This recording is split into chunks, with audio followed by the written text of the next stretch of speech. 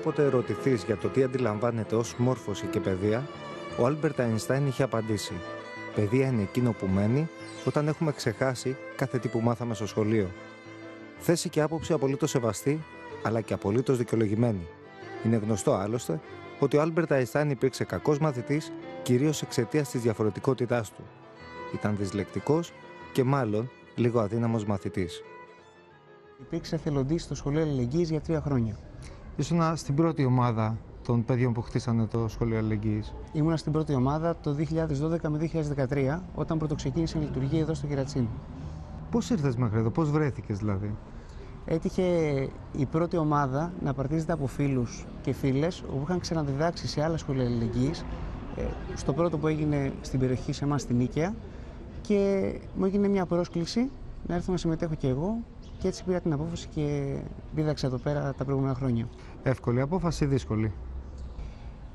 Εύκολη στην αρχή, με την έννοια ότι αισθάνθηκα ότι ήταν η σωστή απόφαση. Ήταν δύσκολη στην πορεία γιατί ήταν ένα πολύ μεγάλο φορτίο για τον οποιοδήποτε καθηγητή ήταν εδώ πέρα. Μεγάλο φορτίο, φαντάζομαι και ψυχολογικό, έτσι? Κατά βάση ναι, γιατί είχες να αντιμετωπίσεις και τις αντίξωες συνθήκες και τις τότε οικονομικής κατάστασης που συνεχίζεται μέχρι τώρα, αλλά και τις επιπτώσεις αυτής στα παιδιά. Στο σήμερα πια, κάθε χρόνο, τέτοια εποχή, τα θέματα που αφορούν την παιδεία, τα σχολεία, αλλά και τα αποτελέσματα των πανελλαδικών εξετάσεων βρίσκονται στην πρώτη γραμμή της επικαιρότητας. Η λεγόμενη αποτελεσματικότητα του σχολείου, οι βάσεις των σχολών, η είσοδος στην τριτοβάθμια εκπαίδευση αποτελούν το κυρίαρχο θέμα της επικαιρότητας. Και αν πιστεύετε ότι υπάρχουν μόνο 2 αναγνώσεις, αυτή δηλαδή που κοιτάζει τους επιτυχόντες και αυτή που βλέπει τους μη εισαχταίους, τότε η απάντηση του Άλμπερτ Αϊνστάιν αποκτά ένα τελείως διαφορετικό νόημα. Γιατί έτσι αποκτά μικρότερη σημασία η είσοδος σε κάποια τριτοβάθμια σχολή και ανάγεται σπουδαιότερη η γνώση που προσλαμβάνεται μέσα σε ένα σχολείο και όχι απαραίτητα μέσα σε μια σχολική αίθουσα. Το θέμα της συζήτησης είναι τα σχολεία αλληλεγγύης και το πώς η σχολική κοινότητα βρίσκεται μέσα σε μια κρίση και προσπαθεί να την αντιμετωπίσει. Σχολική διαρροή, χαμηλή αυτοεκτίμηση των μαθητών, αυτά είναι τα γενικά προβλήματα ή όχι? Είναι και άλλα περισσότερα, θα έλεγα, γιατί ήδη ζούμε αρκετά χρόνια την κρίση και οι συνέπειες αυτής της κρίσης άρχισαν πλέον να φαίνονται. Και μάλιστα με προβλήματα τα οποία, τουλάχιστον από την εμπειρία που έχω στην εκπαίδευση, είναι πρωτοφανή. Προβλήματα κοινωνικής παθογένειας, τα οποία έχουν ενταθεί στο τελευταίο διάστημα, μεταξύ των οποίων, πέρα από την σχολική διαρροή, είναι, όπως είπες, η χαμηλή αυτοεκτίμηση που έχουν αρκετοί μαθητές οι οποίοι μπορούν, καμιά φορά θέλουν, αλλά δεν τα καταφέρνουν, όχι γιατί είναι ανίκανοι, όχι γιατί δεν έχουν ικανότητες, δεξιότητες, όχι γιατί δεν έχουν ταλέντο, αλλά γιατί δεν έχουν τα κίνητρα να μπορέσουν να οδηγηθούν σε μια πετυχημένη πορεία. Σε άκουσα να μιλάς στο συντονιστικό των αλληλεγγύων σχολείων που έγινε πριν από αρκετές ημέρες στον Πειραιά. Εκεί είπες ότι τα αλληλέγγυα σχολεία, τα σχολεία αλληλεγγύης βοηθούν στην προσβασιμότητα. Τι ακριβώς εννοούσες? Έτσι όπως είναι σχεδιασμένο το εκπαιδευτικό μας σύστημα, και το λέω με λύπη, επειδή τρέχουμε όλοι να προλάβουμε ένα αναλυτικό πρόγραμμα χωρίς κατ' ουσίαν να βοηθάμε όλους να το προφτάσουν, εγώ υπηρετώ σε λύκειο και αυτό παίζει ένα ρόλο. Γιατί είναι πολύ πιο δεσμευμένο το δικό μας πρόγραμμα από ότι είναι ένα δημοτικό ή ένα γυμνάσιο. Θεωρητικά είναι η προετοιμασία για το πανεπιστήμιο. Πρακτικά όμως όλοι ξέρουμε ότι κάνουν και πάρα πολλά μαθήματα γενικής παιδείας, τα οποία ενώ θα έπρεπε να άλλο συμπληρώνουν και να βοηθούν τον μαθητή να φτάσει στις ακαδημαϊκές του επιδιώξεις, πολλές φορές λειτουργούν σαν τροχοπέδι, σαν εμπόδια. Την ίδια ώρα όμως που υπάρχει μια μερίδα των μαθητών που θέλει να μπει στο πανεπιστήμιο, προσπαθεί να αλλάξει τη ζωή του, την ίδια στιγμή υπάρχουν τεράστια ποσοστά σχολικής διαρροής, αλλά και παραίτηση από τους μαθητές. Ναι, η αλήθεια είναι ότι υπάρχει και αυτό συμβαίνει γιατί τα οικονομικά προβλήματα που ταλανίζουν τις οικογένειες, πόσο μάλλον σε περιοχές όπως το Κερατσίνι, την Τραπετσόνα, το Πέραμα. Η στόχη και η αποτελεσματικότητα των μαθητών, θα έλεγε ίσως και ο Αϊνστάιν, δεν είναι μόνο σχετική με το χώρο, το χρόνο και το περιβάλλον, αλλά και με τις επιδόσεις του ίδιου του σχολείου. Και επειδή το σχολείο δεν βρίσκεται στο δικό του πλανητικό σύστημα, η οικονομική κρίση, η χαμηλή χρηματοδότηση, τα περιορισμένα δημοσιονομικά κάνουν τα σχολεία να ξεστρατίζουν και όλους εμάς να καλούμαστε με νέα στοιχεία να επαναπροσδιορίσουμε και να επαναξιολογήσουμε πράγματα, άνθρωπους και καταστάσεις. Σήμερα ποιος είναι αδύναμος μαθητής? Δυστυχώς το λάθος που κάναμε και συνεχίζουμε να κάνουμε είναι να κρίνουμε έναν μαθητή από τα αποτελέσματα όσον αφορά την εκπαιδευτική του προσπάθεια, τα μαθησιακά δηλαδή. Το σχολείο δεν είναι μόνο χώρος μετάδοσης γνώσης. Είναι χώρος διαπαιδαγώγησης, κοινωνικοποίησης του ανθρώπου και φυσικά ένα σχολείο το οποίο πέρα από την επίδοση κοιτάζει τον άνθρωπο, έχει ως επίκεντρο τον άνθρωπο, νομίζω ότι εκπληρώνει καλύτερα το σκοπό του. Πού είμαστε? Είμαστε στη Μεσοποταμία, στο Μοσχάτο, στη συλλογικότητά μας, από το 2003 η συλλογικότητα, από το 2007 εδώ ο χώρος, παραχώρηση του Δήμου Μοσχάτου, Δήμου Μοσχάτου Ταύρου πια. Από το 2011 η Τράπεζα Χρόνου, από το 2013 το Αλληλέγγυο Σχολείο. Από τα πρώτα σχολεία που άνοιξαν στην Αθήνα, από τα πρώτα αλληλέγγυα σχολεία της Αθήνας, έτσι. Σε αυτό το πλαίσιο ναι. Βέβαια πρωτοβουλίες και προσπάθειες υποστήριξης μαθητών μέσα από την κατάσταση με την οικονομική κρίση η οποία ξεκίνησε περίπου το 9-10 και όπως γνωρίζεις επιδεινώθηκε μέσα στα χρόνια. Σε αυτό το πλαίσιο το συμμετοχικό, το ανταποδοτικό, το υποστηρικτικό μεν ως προς τις πραγματικές ανάγκες, αλλά εμβαθύνοντας δε και στη δημοκρατία, τη συμμετοχή και την ισότητα των μελών του, μπορούμε να πούμε ότι είμαστε ίσως ένα πρωτοποριακό εγχείρημα. Το πρωτοποριακό στην ιστορία της Μεσοποταμίας είναι η σύνδεση του αλληλέγγυου σχολείου με την Τράπεζα Χρόνου. Πώς λειτουργεί αυτό? Η σύνδεση της Τράπεζας Χρόνου με το αλληλέγγυο σχολείο είναι κάτι το οποίο δεν είχαμε σχεδιάσει. Είναι κάτι το οποίο προέκυψε. Να σου πω ότι τα περισσότερα πράγματα σε συλλογικούς χώρους όπως οι δικοί μας εδώ προκύπτουν μέσα από τις ανάγκες και μέσα από την πρακτική εμπειρία της καθημερινότητας. Δεν είναι δηλαδή κάποια έτοιμα μοντέλα τα οποία βρίσκουν ένα ιδανικό πλαίσιο και εφαρμόζονται έτσι όπως είναι. Η Τράπεζα Χρόνου δημιουργήθηκε το 2011 ως μία απάντηση στην οικονομική κρίση. Πώς δηλαδή μπορούμε όλοι εμείς, εργαζόμενοι ή άνεργοι, να προσφέρουμε τις υπηρεσίες μας χωρίς τη διαμεσολάβηση του χρήματος. Αυτό ήταν μια απάντηση στην κρίση η οποία έδινε και μια προοπτική πάνω στο πώς θα μπορέσουμε να μετουσιώσουμε την κρίση, να την κάνουμε πολιτική ευκαιρία, να δημιουργήσουμε δηλαδή συμμετοχικά δίκτυα, να αλλάξουμε την νοοτροπία του κόσμου σε σχέση με την κλασική του θεώρηση ως προς την οικονομία της αγοράς, να έρθουμε όλοι εγκύτερα στον άλλον. Όταν σκεφτήκαμε ότι τα μαθήματα είναι κατεξοχήν υπηρεσίες και θα έπρεπε να περιλαμβάνονται σε ένα τέτοιο δίκτυο, αυτό μας προβλημάτισε αρκετά στην αρχή, γιατί τα μαθήματα, όπως ξέρεις, είναι μια υπηρεσία η οποία είναι διαρκής. Δηλαδή ο εκπαιδευτικός δουλεύει παραπάνω σε τέτοια δίκτυα από ότι ένας τεχνικός, ένας δικηγόρος, οποιοδήποτε. Θα σκεφτεί κάποιος, μάθος έχει τελειώσει το μαθηματικό, τελειώνει και το φυσικό, κάνει δεύτερο πτυχίο, έχει και μια επαγγελματική δραστηριότητα. Γιατί να κάνει τον κόπο να κατέβει μέχρι το σχολείο αλληλεγγύης και να κάνει μάθημα? Γιατί όπως σου είπα πριν, είναι η σωστή επιλογή. Είναι μια επιλογή που κάνεις όταν συνειδητοποιείς ότι μέσα στην κοινωνία στην οποία βρίσκεσαι, όσο περισσότερο προσφέρεις, τόσο πιο ευτυχισμένος είσαι. Γιατί έτσι βοηθάς να αλλάξει η κοινωνία. Το σημαντικό με το σχολείο αλληλεγγύης δεν είναι ότι μεταφέραμε γνώση στα παιδιά. Το σημαντικό είναι ότι τους μεταφέραμε την σκέψη ότι εσύ μπορείς, βοηθώντας, δίνοντας αφελοκερδός κατά κύριο λόγο χρόνο, μπορείς να αλλάξεις μια κατάσταση. Ήταν ένα βήμα παρακάτω για αυτά τα παιδιά.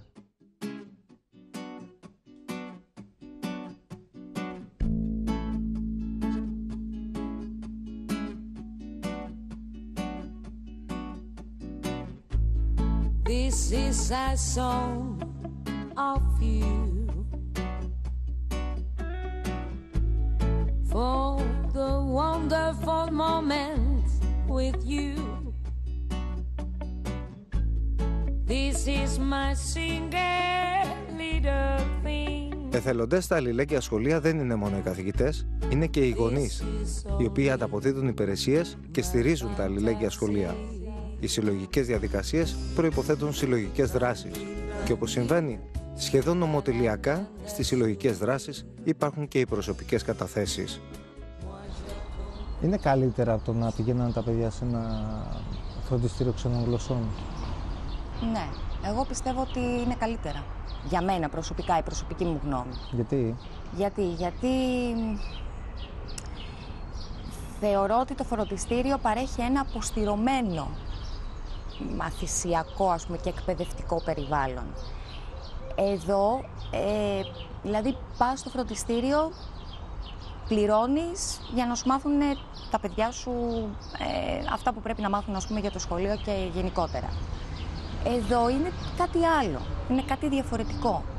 Εδώ έρχεσαι, αναπτύσσεις κοινωνικές σχέσεις και τα παιδιά μεταξύ τους, αλλά αναπτύσσεις κοινωνικές σχέσεις και εσύ, ας πούμε, με οι ενήλικες και υπάρχει, πώς να το πω, μια σύμπνοια, μια συνεργασία, μια φιλικότητα μεταξύ μας. Ο ένας όταν έχει πρόβλημα βοηθάει τον άλλον. Και τα παιδιά κατά κύριο λόγο, ας πούμε, και ειδικά στην ηλικία της εφηβείας, ας πούμε, που είναι τώρα η μεγάλη, θεωρώ ότι είναι κάτι πάρα πολύ καλό για να δει και κάποια άλλα πράγματα. Όπως, ας πούμε, στο φροντιστήριο δεν μπορεί να δει και δεν μπορεί να αναπτύξει, ας πούμε, λίγο την ιδέα της συνεργασίας και της αλληλεγγύης. Το ότι ξέρεις κάτι, βοηθάς παράλληλα, δηλαδή συμμετέχεις σε ένα χώρο και βοηθάς παράλληλα. Στο φροντιστήριο δεν γίνεται αυτό, εκ των πραγμάτων. Εδώ μπορεί να το δει καλύτερα και στο, πώς το λένε, χειροπιαστό. Βλέπει καταρχάς εμένα και βλέπει και τους υπόλοιπους γονείς, ας πούμε, που συμμετέχουν, οπότε νομίζω ότι είναι κάτι τελείως διαφορετικό και το συστήνω, πώς να το πω, από το φροντιστήριο. Αυτό. Την ίδια χρονική στιγμή που η κοινωνική ανάγκη επιβάλλει την αλλαγή του εκπαιδευτικού μοντέλου, οι εθελοντές των αλληλέγγυων σχολείων προσφέρουν τις υπηρεσίες τους χωρίς χρηματικό αντίτιμο. Το δικό τους κέρδος είναι εφαρμογή ενός διαφορετικού μοντέλου. Δικαίως οι τοπικές κοινωνίες δυσπιστούν τον πρώτο καιρό. Ένα άλλο μοντέλο λειτουργίας του σχολείου δημιουργεί ανησυχίες. Ανάγκα όμως και οι θεοί πείθονται. Το κλίμα εκείνης της εποχής το θυμάσαι καθόλου? Δηλαδή, πώς σας υποδέχτηκε ο κόσμος, η κοινωνία, πώς σας υποδέχτηκε η σχολική κοινότητα?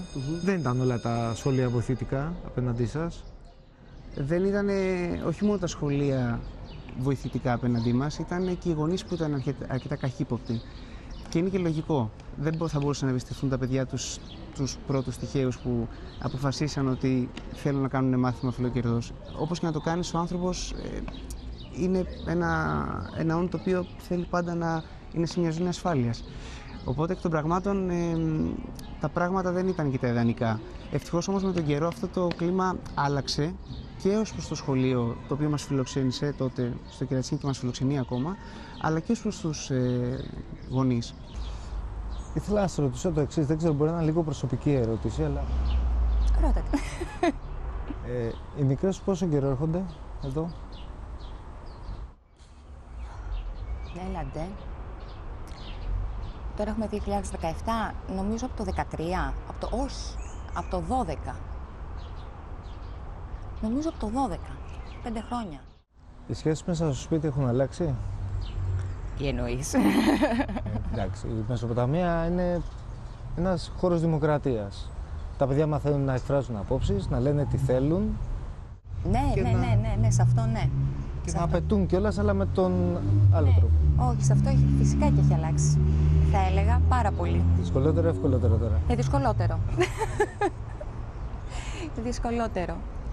Πολλές φορές αναγκάζονται τα παιδιά να νιώθουν ότι δεν έχουν τις δυνατότητες να συνεχίσουν. Και μάλιστα, επειδή για μένα είναι και θέμα πολιτικής κουλτούρας, διαπιστώνουμε μια φοβερή διάκριση μεταξύ μαθητών που πηγαίνουν σε σχολεία στις καλές εισαγωγικά περιοχές και μαθητές που πηγαίνουν σε σχολεία σε υποβαθμισμένες περιοχές, όπως είναι και το Κερατσίνι που συζητάμε. Αυτούς τους μαθητές πρέπει να στηρίξουμε και για αυτούς τους μαθητές νομίζω ότι αξίζει να λειτουργεί το σχολείο και κυρίως το δημόσιο σχολείο. Αυτή την προσπάθεια κάνουμε. Η εκπαίδευση απευθύνεται σε όλους, αλλά επειδή δεν μπορεί να γίνει κατά μόνας, δηλαδή δεν μπορεί να προσαρμοστεί στις ιδιαίτερες ανάγκες, θα πρέπει να σταθούμε δίπλα τους στο να μην απογοητεύονται και να μην οδηγούνται σε τέτοιου είδους φαινόμενα. Είναι αλήθεια ότι αρκετοί μαθητές και αρκετές οικογένειες στο σχολείο μας ζουν σε καταστάσεις σχετικής φτώχειας και ορισμένοι και σε απόλυτης φτώχειας.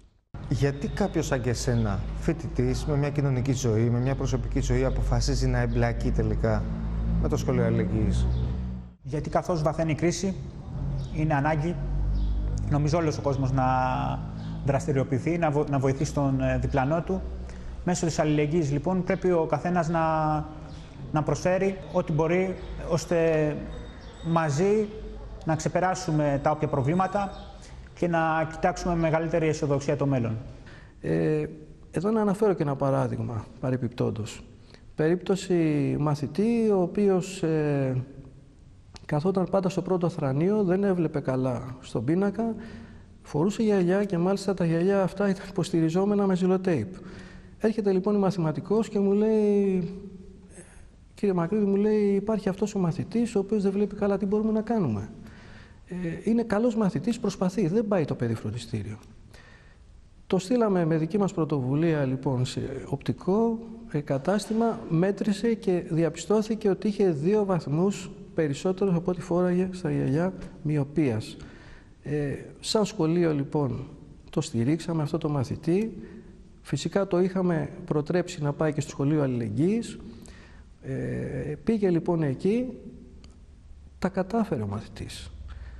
Παρά λοιπόν τις δυσκολίες, με την ευαισθητοποίηση κάποιων συναδέλφων, με την ευαισθητοποίηση κάποιων συναδέλφων που στηρίζουν θεσμούς όπως το σχολείο αλληλεγγύης στο Κερατσίνι και το κοινωνικό φροντιστήριο. Τα κατάφερε και πέρασε σε ανώτατο εκπαιδευτικό ίδρυμα, σε μια πολύ καλή σχολή. Έχουμε πολλά τέτοια παραδείγματα τα μπορούμε να πούμε και νομίζω ότι αξίζει τον κόπο, γιατί ξέρετε όσο περνάει ο καιρός αρχίζουμε και συνηθίζουμε την κρίση. Αρχίζει ο κόσμος να απογοητεύεται. Υπήρχε μια ελπίδα ότι κάτι θα άλλαζε. Έκανε υπομονή 1, 2, 3, 4 χρόνια. Βλέπει ότι δύσκολα θα αλλάξει αυτή η κατάσταση.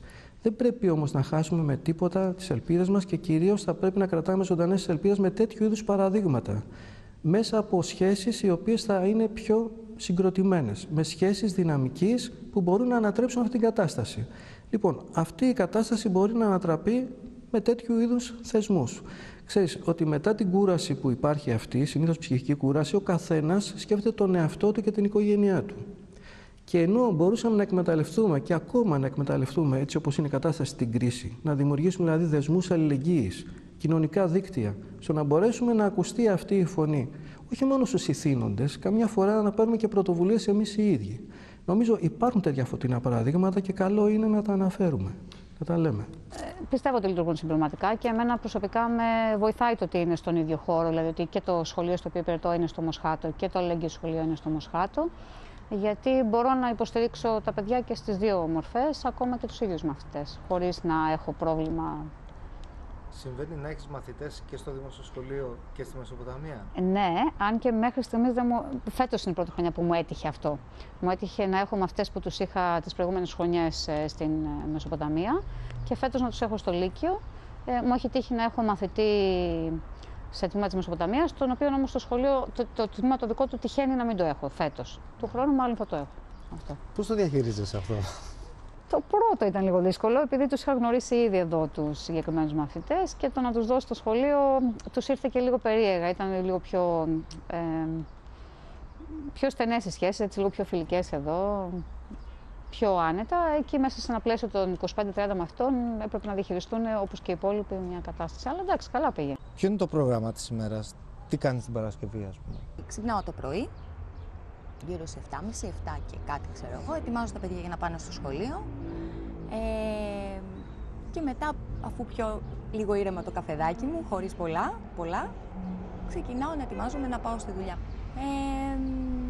Και όταν τελειώνω 2 η ώρα, έρχομαι κατευθείαν με το ποδήλατο εδώ.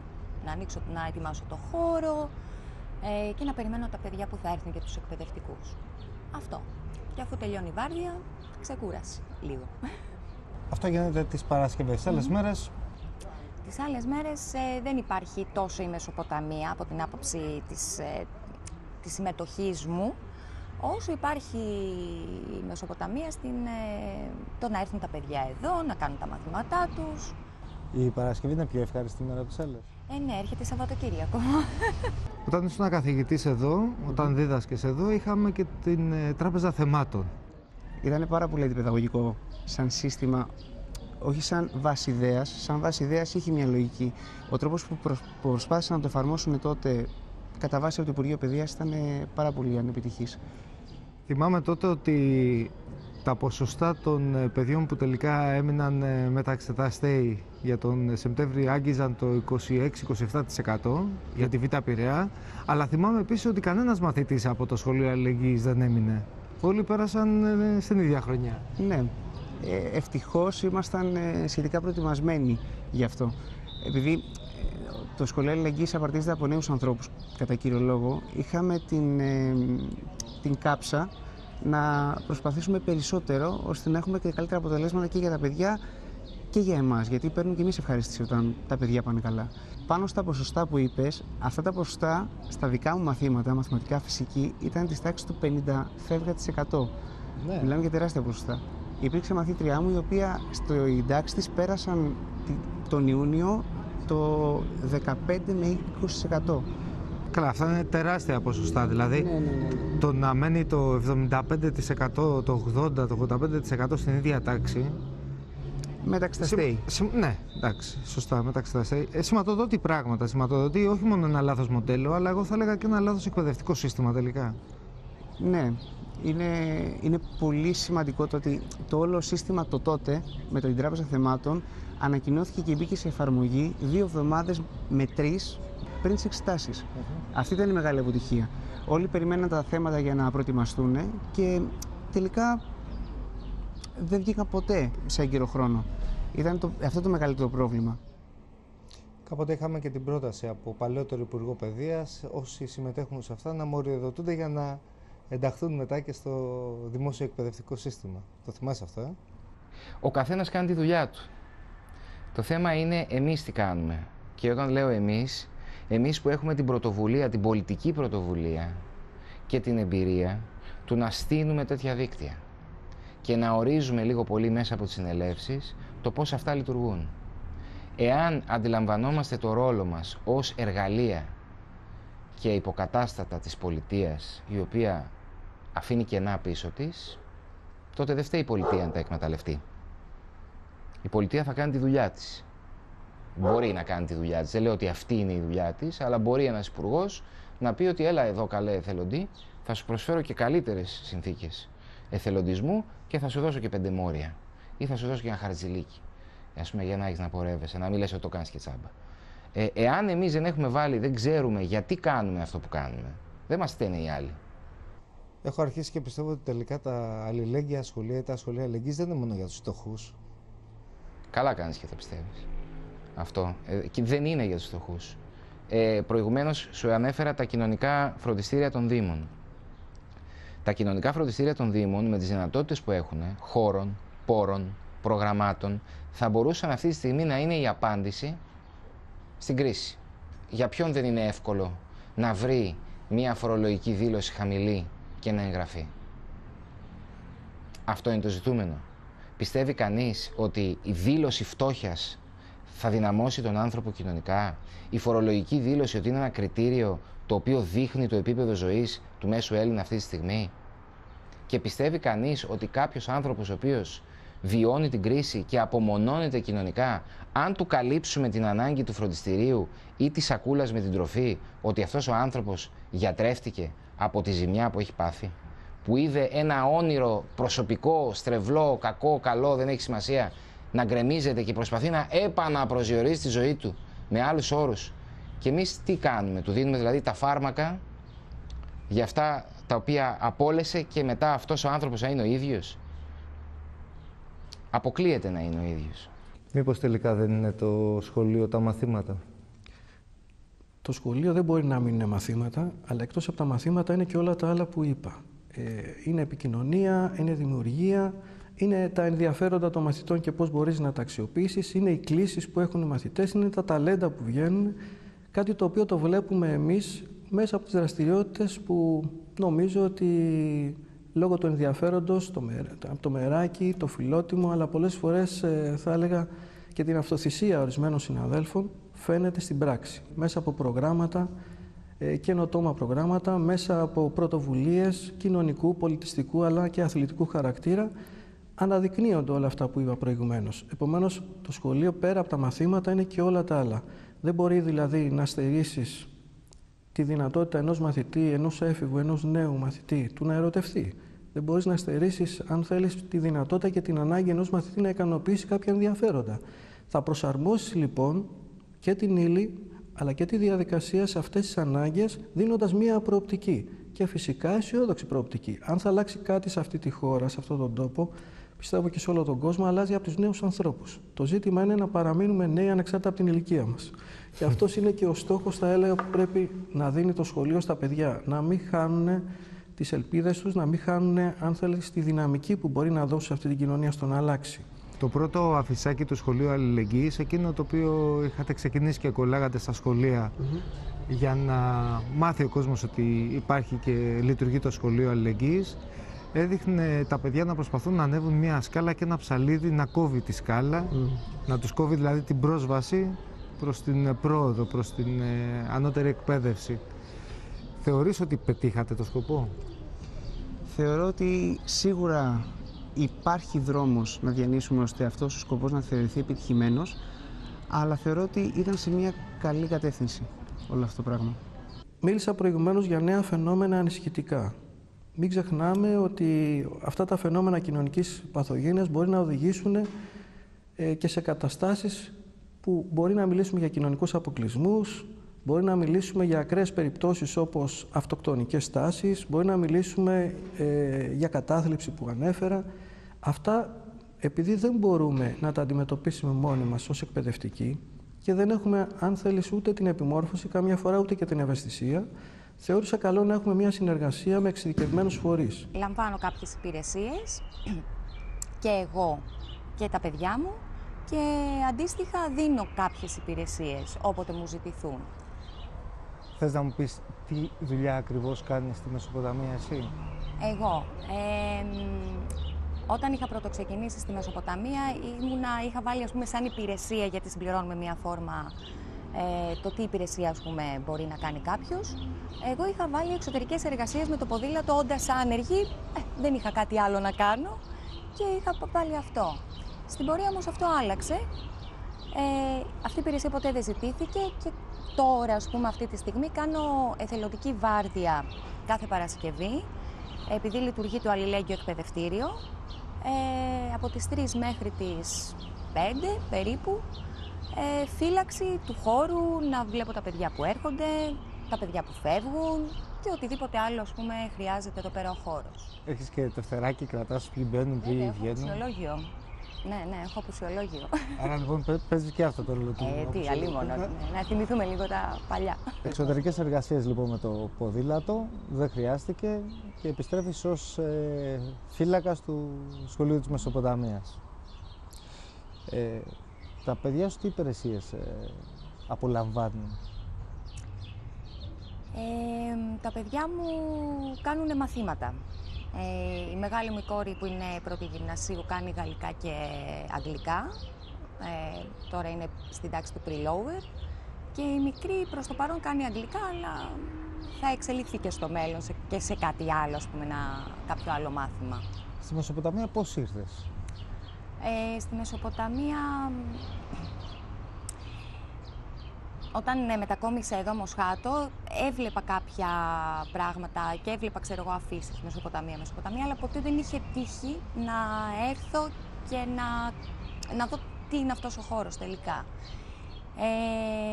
Μέσα από κάποιες, ας το πούμε, συμπτώσεις και τέλος πάντων συμπτώσεις, γνώρισα τον Χρήστο, τον Κορολή. ο οποίος ήταν μέλος εδώ στη Μεσοποταμία, συμμετείχε στη Μεσοποταμία και μου είπε και για το χώρο, μου είπε τι γίνεται, ξέρω, και έτσι μπήκα σιγά σιγά, ας πούμε, μπήκα στο χώρο. Το Αλληλέγγυο Σχολείο της Μεσοποταμίας υπερδιπλασιάζει τους μαθητές και τους εκπαιδευτικούς εθελοντές οι οποίοι έρχονται εδώ και προσφέρουν ή δέχονται τις υπηρεσίες. Είναι ένα μοντέλο το οποίο δουλεύει, ένα μοντέλο το οποίο μαζικοποιείται και ένα μοντέλο το οποίο περπατάει βήμα-βήμα σταθερά και οργανώνεται κάθε μέρα καλύτερα. Οι συνελεύσεις μας είναι οι μαζικότερες συνελεύσεις σε τοπικό επίπεδο τουλάχιστον. Η εμπλοκή των γονιών και των μαθητών σε άλλες αλληλέγγυες δράσεις είναι πάρα πολύ σημαντική και είναι κάτι το οποίο μας ενδιαφέρει. Και βεβαίως ο εμπλουτισμός του ευρύτερου δικτύου της Τράπεζας Χρόνου μέσα από τις προσφορές όλων αυτών των ανθρώπων, οι οποίοι βέβαια δεν είναι καθηγητές και δηλώνουν οι ίδιοι τι μπορούν να προσφέρουν.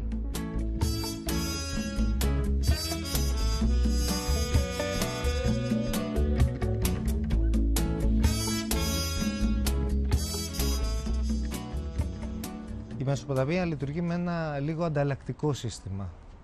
Εσύ λοιπόν παίρνεις μαθήματα εδώ. Τι ανταλλάσσεις, τι δίνεις ως αντίτιμο?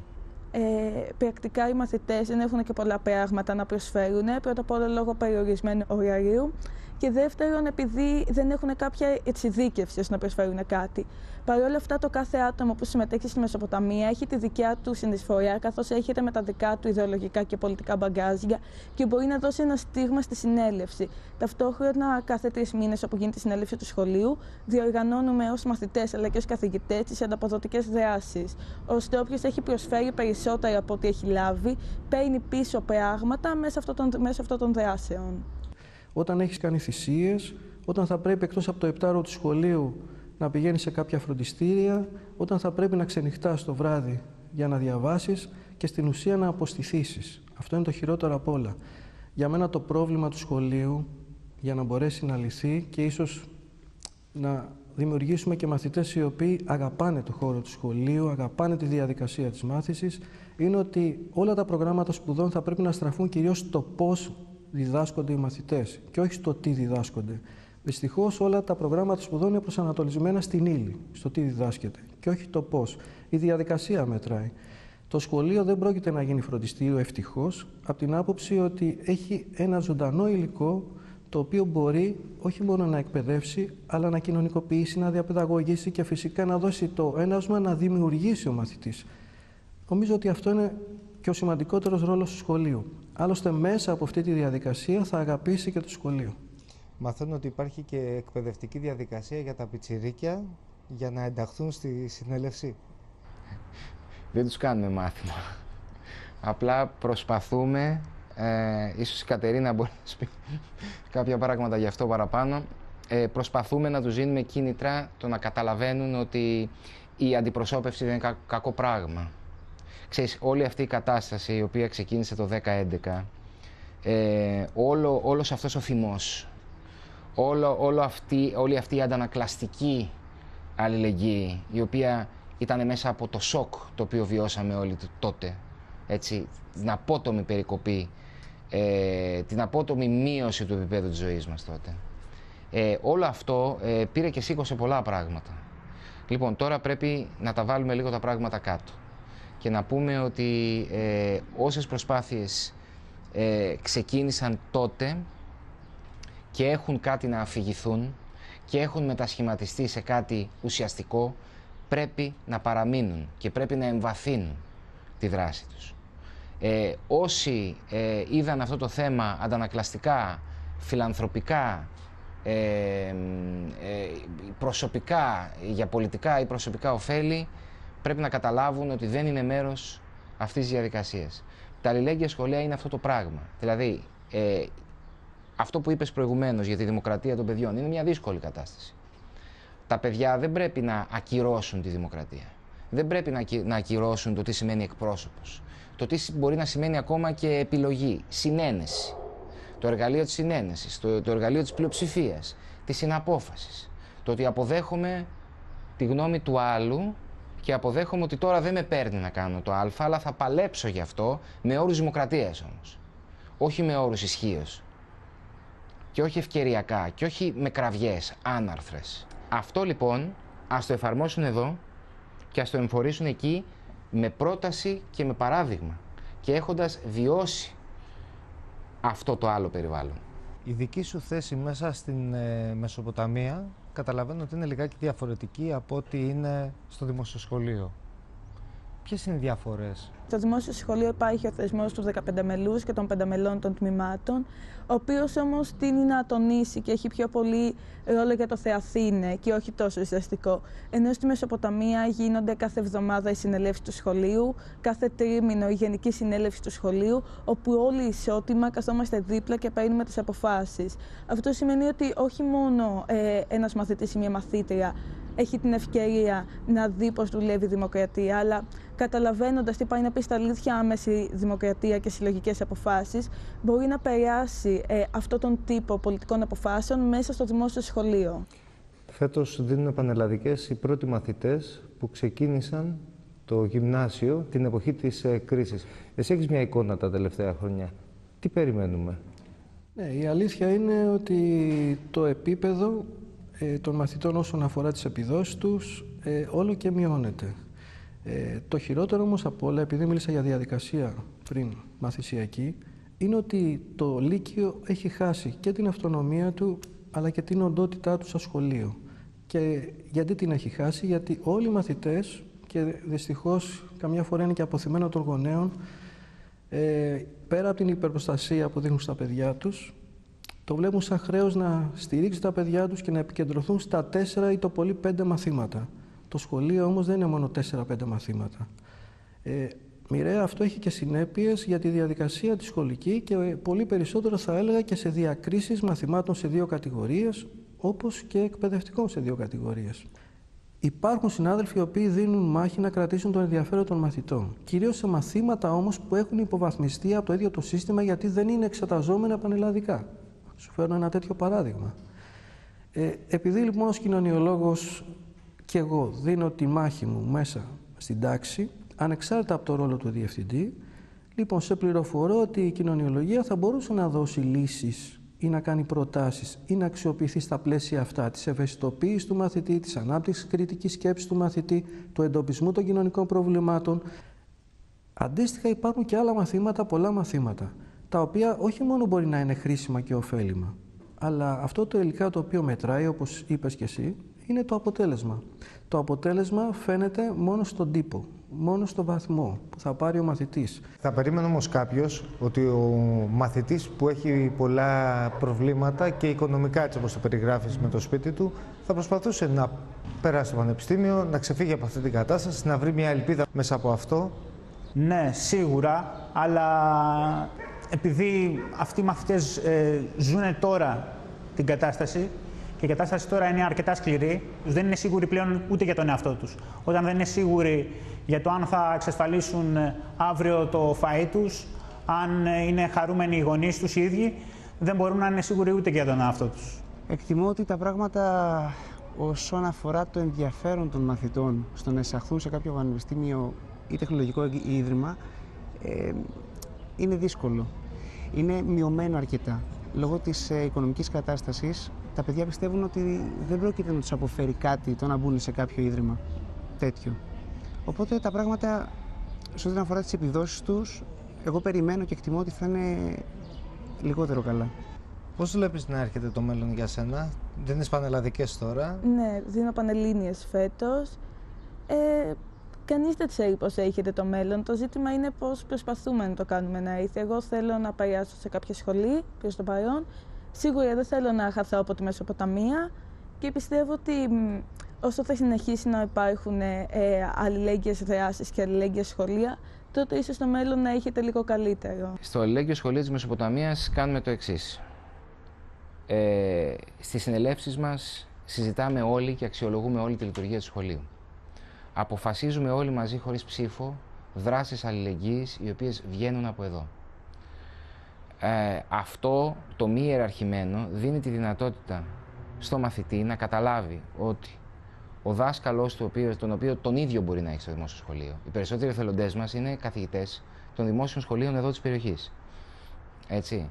Να τον δει ως μέρος μιας κοινής διαδικασίας, ως μέρος της ίδιας διαδικασίας, του ίδιου πράγματος που λέγεται εκπαίδευση. Όχι ως μια εξουσία, όχι ως κάποιος ή κάποια που είναι βαλτοί από το σύστημα για να περάσουν μια νόρμα. Τα παιδιά στο σχολείο και εμείς όταν ήμασταν ως έφηβοι καλλιεργούσαμε μια αντίληψη τέτοια.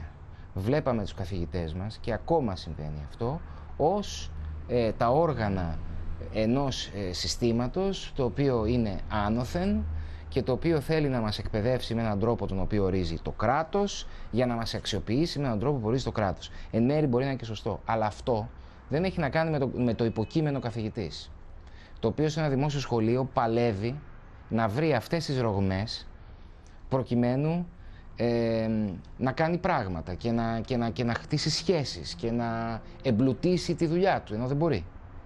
Εδώ λοιπόν του δίνει τη δυνατότητα ενός πεδίου που μπορεί να το κάνει, χωρίς να παραγνωρίζουμε τις ανάγκες που σημαίνει είσοδο στο πανεπιστήμιο, ξενόγλωση, πιστοποίηση, οτιδήποτε.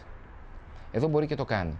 Βλέπει λοιπόν ο γονιός τον δάσκαλο, τον μαθητή κτλ.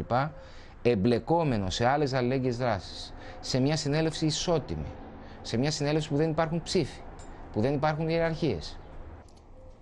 Πόσο κόσμο περίπου μαζεύει κάθε συνέλευση? Να σου πω, ο κόσμος που μαζεύει μια συνέλευση εξαρτάται και από τον κόσμο που συμμετέχει στο σχολείο. Φέτος ξεπεράσαμε στο 4ο χρόνο τους 200 μαθητές. Αντίστοιχα γονείς που είναι εγγεγραμμένοι στην Τράπεζα Χρόνου. Ή ενήλικοι μαθητές βέβαια, έτσι. 49 παρά ένας 50 οι εθελοντές καθηγητές. Οι διαδικασίες είναι μαζικές έτσι κι αλλιώς και ανοιχτές και για άλλους. Επομένως, φιλοξενούμαστε αναγκαστικά στο γυμνάσιο απέναντι το δημόσιο σχολείο, φιλοξενεί τις συνελεύσεις μας γιατί δεν χωράμε εδώ. Ξεπερνάμε τα 100 άτομα στη συνέλευση. Οι σχέσεις με το δημόσιο σχολείο, λοιπόν, εκτός από το γυμνάσιο που είναι απέναντι και σας παραχωρεί, αυτό μπορεί να είναι και λιγάκι η ιδιορυθμία του διευθυντή του σχολείου. Δεν είναι ιδιορυθμία. Αλλά? Είναι το γεγονός ότι τα 5 από τα 7 μέλη του Συλλόγου Γονέων και Κηδεμόνων έχουν τα παιδιά τους εδώ. Ότι 5, 6, 7, δεν θυμάμαι τώρα ακριβώς τον αριθμό, καθηγητές του δημόσιου σχολείου απέναντι είναι και καθηγητές εδώ. Αυτοί είναι οι γέφυρες. Δεν είναι ότι βρήκαμε τον καλό διευθυντή. Είναι μία εκ των πραγμάτων κατάσταση. Βεβαίως, αν ο διευθυντής δεν ήταν καλός ή αν δεν θέλανε να το κάνουν, δεν το κάνανε. Αλλά υπάρχει μία εκ των πραγμάτων κατάσταση. Μία ανάγκη. Η ανάγκη οδηγεί τα πάντα. Έβαλες μία διάσταση αυτή της αποτελεσματικότητας. Είναι ο κανόνας τελικά για την επόμενη μέρα? Εγώ θα έλεγα ότι το πιο σημαντικό από όλα είναι ο μαθητής να αγαπήσει το σχολείο για να μπορέσει να προσπαθήσει περισσότερο ώστε να έχει και τα συμβατικά αποτελέσματα της επιτυχίας είτε στα ΙΕ είτε στα ΤΕΙ. Για παράδειγμα, προσπαθούμε να κάνουμε και να φέρουμε μαθητές οι οποίοι δεν έχουν καλές επιδόσεις σε καινοτόμες δραστηριότητες στο σχολείο, όπως είναι το θέατρο, θεατρική ομάδα. Είχαμε φτάσει μέχρι σε διεθνές φεστιβάλ πέρυσι στην Ιταλία. Έχουμε επίσης ομάδες οι οποίες έχουν να κάνουν και αξιοποιούν το ταλέντο ή τα ενδιαφέροντα μαθητών, αλλά αυτό είναι η αφορμή για να διαβάσουν και περισσότερο και να αγαπήσουν το χώρο του σχολείου. Όταν καθημερινά περνάνε τουλάχιστον 7 ώρες την ημέρα σε αυτό το χώρο. Δεν είναι δυνατόν να περνάς σε αυτό το χώρο και να μην τον αγαπάς. Θα τον αγαπήσεις γιατί θα δεθείς, θα κάνεις φιλίες, θα αναπτύξεις μια επικοινωνία και εν τέλει θα μπορέσει αυτός ο μαθητής να προσπαθήσει και μαθησιακά. Για μένα είναι επιτυχία το να μπορέσεις τέλος πάντων να κάνεις τον μαθητή να αγαπήσει το σχολείο μέσα από τη δραστηριότητα, μέσα από την πράξη, μέσα από τη δημιουργία. Πολλά παραδείγματα. Μπορώ να αναφέρω για παράδειγμα ένα άλλο σημαντικό παράδειγμα φέτος, το ότι φέτος εκλέξαμε 2 βουλευτές εφήβους. Είναι τυχαίο ότι θέλουμε να πολιτικοποιούνται οι μαθητές, να έχουν άποψη, γνώμη για αυτά που συμβαίνουν γύρω τους. Το σχολείο πρέπει να είναι ανοιχτό στην κοινωνία. Ο δεύτερος βουλευτής βγήκε από τις πολλές δραστηριότητες που είχαμε πανελλαδικά. εκλέξαμε βουλευτή μέσα από διαγωνισμό στο Ευρωπαϊκό Κοινοβούλιο Νέων, που θα μπορεί να στηρίξει τις ιδέες, τις απόψεις που τώρα από το Κερατσίνι, από μια σε εισαγωγικά υποβαθμισμένη περιοχή, η οποία όμως ζει, αναπνέει, αγωνίζεται και φυσικά ανατρέπει τις καταστάσεις.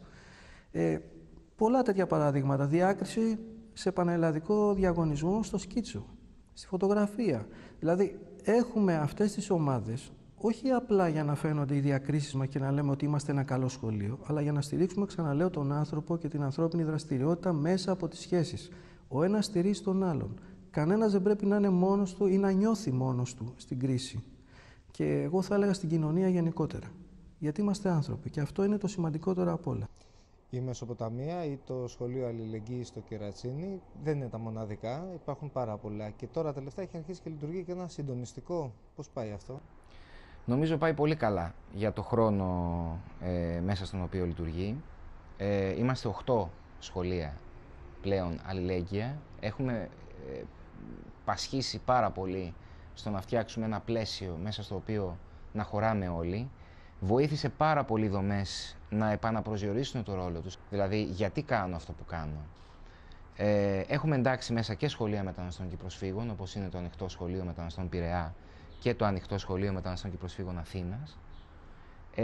Και έχουμε αποφασίσει σε ένα πλαίσιο το οποίο δεν είναι κοινό, γιατί όλοι είμαστε διαφορετικοί, έχουμε διαφορετική στόχευση, διαφορετικές ανάγκες, είμαστε σε διαφορετικές γειτονιές και αυτό παίζει πολύ σημαντικό ρόλο. Άλλη η κατάσταση στην Ξάνθη, άλλο εδώ, άλλο στο Κερατσίνι. Έτσι. Παρ' όλα αυτά έχουμε πει ότι είμαστε εδώ για να μείνουμε. Είμαστε εδώ για να παίξουμε ένα ρόλο υποστηρικτικό διαρκή δίπλα στο δημόσιο σχολείο. Δίνοντάς του ιδέες, εμπεδώνοντας δημοκρατία, εκπαιδεύοντας τα μέλη του. Είμαστε εδώ γιατί είμαστε κατά της ιδιωτικής εκπαίδευσης όπως αυτή ασκείται σε αυτή τη χώρα με τη μορφή των φροντιστηρίων. Και είμαστε εδώ για να εμπλουτίσουμε το περιεχόμενο της εκπαίδευσης. Εσύ έχεις και μια κόρη. Έχω παραπάνω από μια κόρη. Η μία μου κόρη είναι το τελευταίο μου παιδί. Ναι, πάει πρώτη ηλικίου. Πάει πρώτη ηλικίου και έρχεται και εδώ στη Μεσοποταμία. Ναι, έρχεται εδώ και κάνει κυρίως αγγλικά τα τελευταία 3 χρόνια. Είναι ο 3ος χρόνος τώρα. Την πρώτη χρονιά που ήρθε πήρε lower και τις 2 χρονιές αυτές το proficiency. Δηλαδή τώρα δίνει την επόμενη καιρική, δίνει για proficiency. Αυτό είναι το αντάλλαγμα για την... Δεν ξεκίνησα ακριβώς έτσι.